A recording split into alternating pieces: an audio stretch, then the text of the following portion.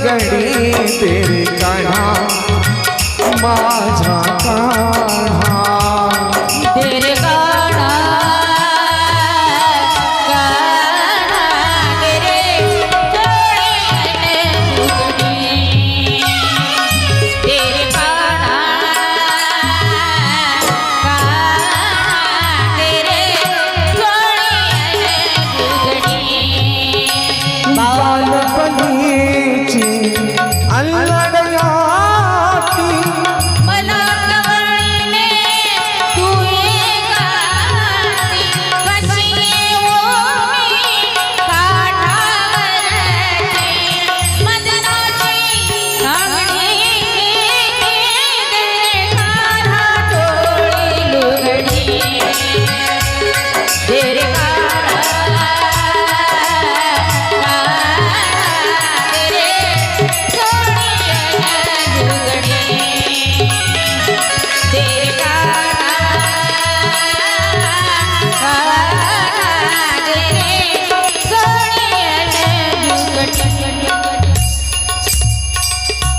एक नाही नाना प्रकारे विनंती केली कृष्णाची, पण कृष्ण वस्त्र देत नाहीये.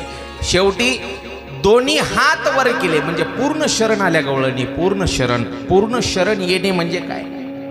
आपण जे देवाला पुन्हा पुन्हा म्हणतो आपण दोन्ही हात वर करून जय जय श्री राधे, त्याला पूर्ण शरण झाले म्हणायचं. पूर्ण शरणागती म्हणजे काय हो, जसं एखादं लहान बाळ आपल्याकडे असं हात वर करून येते कडेवर, आणि मग लहान बाळ आपल्या कडेवर आल्यावर त्याला सांभाळण्याची जबाबदारी कोणाची? मग आपली.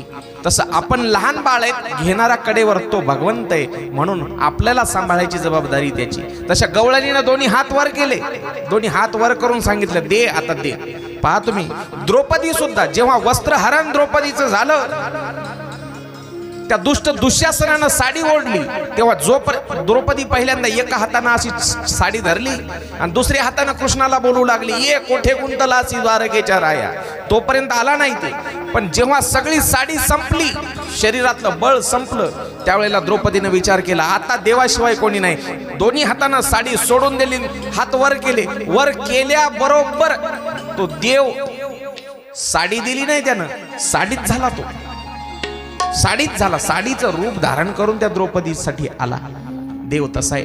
पूर्ण शरण आल्यावर त्या गवळणीला त्यांची वस्त्र वापस दिले आणि सांगितलं खबरदार, पुन्हा जर का तुम्ही एखाद्या तीर्थामध्ये विवस्त्र होऊन स्नान कराल तर कोणत्याही तीर्थक्षेत्राच्या ठिकाणी पूर्ण विवस्त्र होऊन निर्वस्त्र होऊन स्नान करायचं नसते.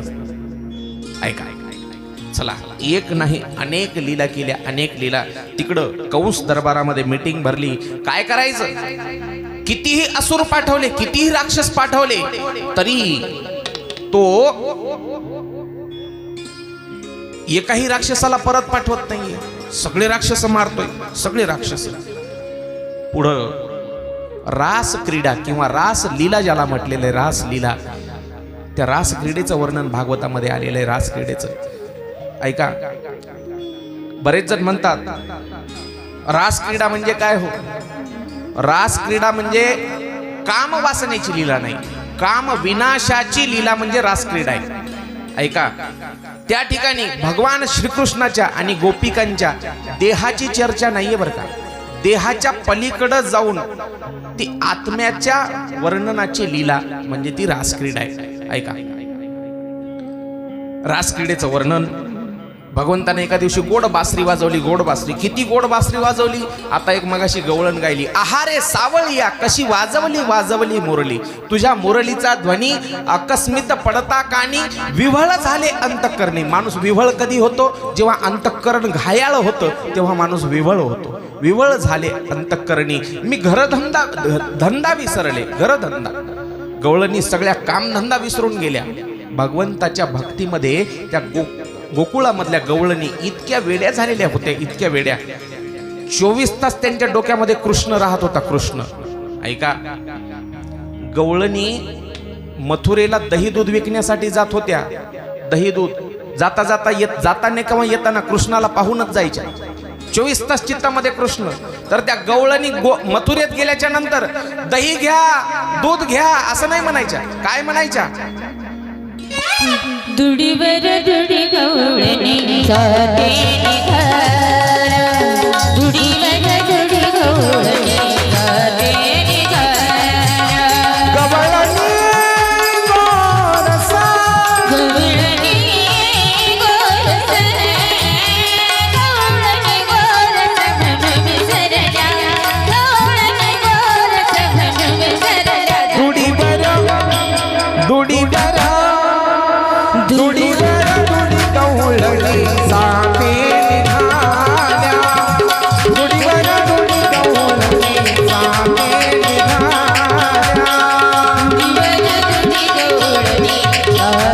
निघाल्या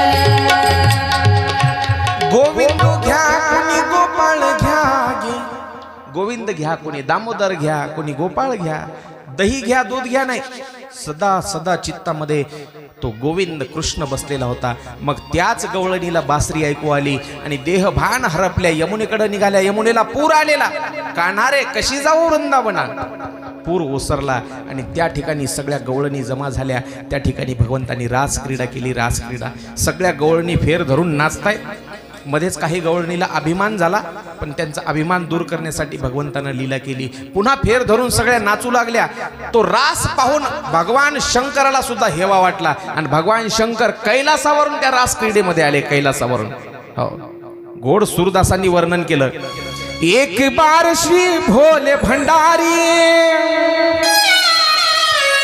एक बार श्री भोले भंडारी बन करके ब्रिज नारी गोकुल में आ गए हैं गोकुल में आ गए हैं पार्वती ने मना किया तो पार्वती ने मना किया तो रामाने पुरारी गोकुल में आ गए हैं गोकुल में आ गए हैं एक बार श्री भोले भंडारी बन करके ब्रिज नारी गोकुल में आ गए हैं गोकुल में आ गए हैं रास क्रीडा झाली वस्त्रहरण लीला झाली आता